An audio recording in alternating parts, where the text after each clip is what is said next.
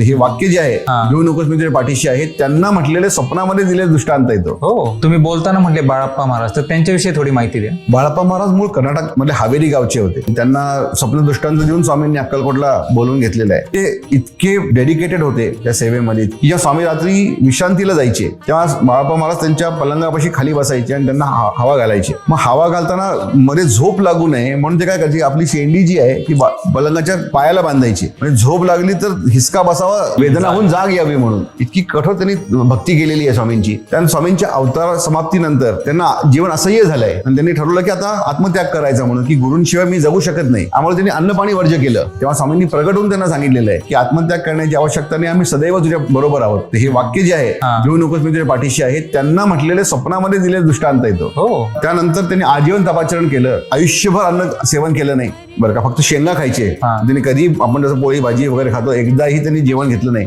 अनेक ठिकाणी स्वामी मठांची स्थापना केली, अनेक शिष्य उभे केले आणि 18 तास तपाचरणात असायचे. हे गुरुमंदिर नावाची जी जागा आहे त्याची स्थापना केली, गुरुपीठ स्थापन केलं.